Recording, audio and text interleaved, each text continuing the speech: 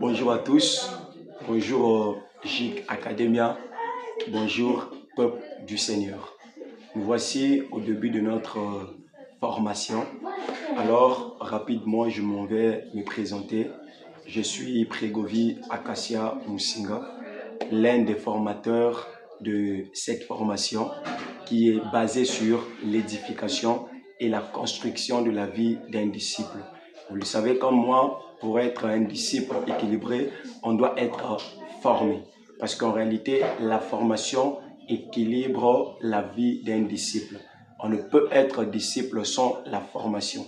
Lorsque vous avez cru en Seigneur Jésus-Christ, c'est le premier pas, c'est la première étape que vous avez engagée dans votre marche chrétienne. Mais pour que cette étape soit constructive et pour que vous deveniez un disciple, vous devez vous soumettre à une série de formations. Et ce sont ces formations-là qui feront de vous des bons disciples. Parce qu'un disciple accompli devient effectivement comme son maître. Alors, notre premier module, je crois que avec moi, nous allons parler sur 3 modules. Et le tout premier module que nous allons commencer est intitulé la bibliologie. Alors, nous voulons parler de la bibliologie. C'est quoi en réalité la bibliologie? Ce n'est pas d'abord la définition du concept, mais c'est d'abord la signification. Quand on parle du bibliologie, de la bibliologie, quand on tend derrière ce concept-là, bibliologie, c'est quoi en réalité? Certainement, vous avez déjà entendu parler de la bibliologie. Mais lorsqu'on dit bibliologie, quelle est la chose qui doit résonner dans vos oreilles? Quand on dit la bibliologie, ce que vous devez retenir et ce qui doit tout le temps résonner dans vos oreilles ou dans votre tête, je dirais, la bibliologie, elle est la doctrine des Écritures. Lorsqu'on parle de la bibliologie, on va simplement parler de la doctrine des Écritures. Mais pas n'importe quelle écriture, les Écritures saintes. Alors rapidement, je vais introduire ce concept. Nous devons savoir ceci. La bibliologie est l'étude de la Bible. Tout à l'heure, je l'ai dit que lorsqu'on parle de la bibliologie, on fait allusion à la doctrine des Écritures, mais les Écritures qui sont saintes. Et bien donc, quand on parle aussi de la bibliologie, on doit comprendre que on parle d'une étude de la Bible, une étude en profondeur. Alors, tout au long de cet enseignement ou de cette formation, nous parlerons de ce qui concerne l'origine de la Bible, nous parlerons de la nature de la Bible, nous parlerons de son autorité. Quelle est l'autorité de la Bible? Parce que beaucoup de gens, en réalité aujourd'hui, parlent de la Bible et certaines personnes arrivent même au point de comparer la Bible avec d'autres livres. Mais nous devons savoir que la Bible est un livre en réalité qui a un niveau supérieur au-dessus de tous les livres que l'on peut connaître. Et alors nous parlerons aussi de son usage, l'utilisation de la Bible, comment utiliser la Bible, et nous parlerons aussi de sa circulation ainsi que son influence. Quelle est l'influence, l'impact que la Bible laisse dans nos vies? Alors, nous devons savoir que la bibliologie, ce concept ou cette formation, elle est le fondement de toute théologie chrétienne. Parce que vous devez savoir que la base même de notre foi, c'est la parole de Dieu. Pourquoi?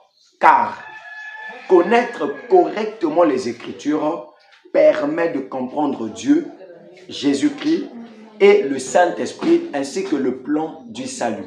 Ça signifie quoi? Ça signifie que lorsque vous avez compris ce concept bibliologie et que cela vous a permis de devenir des bons étudiants de la parole, cela vous permettra de comprendre c'est qui Dieu, c'est qui Jésus-Christ, c'est qui le Saint-Esprit et c'est quoi le plan de Dieu, ce que nous appelons le plan du salut. Parce qu'il y a beaucoup de gens qui parlent de Dieu mais qui ne le connaissent pas. Or, la parole de Dieu est cet instrument favorable qui nous permet de connaître Dieu. Pour connaître Dieu, nous devons comprendre sa parole.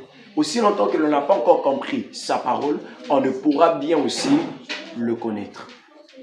Alors, nous devons savoir que la bibliologie a une définition, comme toute une science, puisque c'est une science, alors nous devons savoir que la bibliologie, elle aussi, a sa définition particulière. Qu'est-ce que c'est la bibliologie en réalité? Tout à l'heure, nous venons de parler de la signification. Ça signifie la doctrine des Écritures, ça signifie l'étude de la Bible. Mais en définition, c'est quoi réellement la bibliologie? Parce que la définition, c'est ce qui en réalité nous permet d'entrer en profondeur pour comprendre en réalité le concept. Vous voyez un peu, c'est quoi la définition? Premièrement, le mot Bible vient du mot grec, biblia ou biblos, ce qui signifie livre ou ensemble des livres. Et par définition, la Bible est donc une collection de livres inspirés par Dieu qui s'adresse à tous les hommes de tous les temps. C'est un livre à part, semblable à aucun autre livre. C'est-à-dire que la Bible, nous devons savoir, la bibliologie, nous devons savoir, allais-je dire, que c'est un concept qui nous permet d'étudier en réalité la Bible. Et c'est quoi la Bible? La Bible, frères et sœurs, c'est une collection des livres. Cela vient du mot grec, biblia ou biblos, qui signifie livre au pluriel ou encore ensemble des livres. C'est-à-dire que la Bible est une collection, un groupement des livres. Et ces livres-là incarnent les saintes écritures de Dieu. Mais il y a une précision, c'est que la Bible est un livre, bien sûr, mais pas comme tous les autres livres. C'est un livre différent de tous les livres. Pourquoi différent? De par sa nature, de par son origine et de sa forme. C'est ce qui fait à ce que la Bible soit différente de tous ces livres. Alors, nous devons savoir qu'elle se divise en deux grandes parties. La Bible, elle est divisée en deux grandes parties. La Bible a la première partie qui est l'Ancien Testament et la deuxième partie qui est le Nouveau Testament. Alors, Ancien Testament, dans la première partie qui est l'Ancien Testament, nous trouvons 39 livres qui racontent la création du monde, l'histoire d'Israël, les prophètes et les prophéties, ainsi que la loi de Dieu. Ce sont des grands concepts, des grandes idées que l'on peut trouver dans la première et l'introduction de la Bible. Donc la première partie de la Bible qui est l'Ancien Testament. La deuxième partie de la Bible, c'est le Nouveau Testament. Le Nouveau Testament, par contre, elle comprend 27 livres. Alors, ces 27 livres-là nous relatent la vie de Jésus-Christ, nous relatent l'histoire de l'Église et nous parlent aussi des enseignements apostoliques ainsi que des événements eschatologiques. Nous devons savoir que les 39 livres de l'Ancien Testament et les 27 livres du Nouveau Testament, c'est ce qui fait en réalité que nous ayons une Bible qui regroupe 66 livres. Donc, nous avons dit que la première partie nous parle de la création, comment le monde a été créé et comment le Seigneur a marché avec le peuple juif, et ça nous parle aussi des prophéties de Dieu concernant le futur et le monde de tout ce que nous vivons aujourd'hui. Et la deuxième partie de la Bible qui est le Nouveau Testament, là on nous parle de l'histoire d'un homme. Et cet homme n'est rien d'autre que Jésus.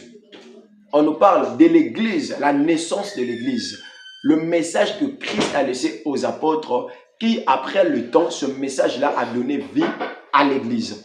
Et la Bible, la deuxième partie également, nous parle des messages ou des prédications apostoliques, mais aussi des événements eschatologiques que nous trouverons dans le livre des Apocalypses. Voilà en quelque sorte l'introduction concernant ce concept bibliologie.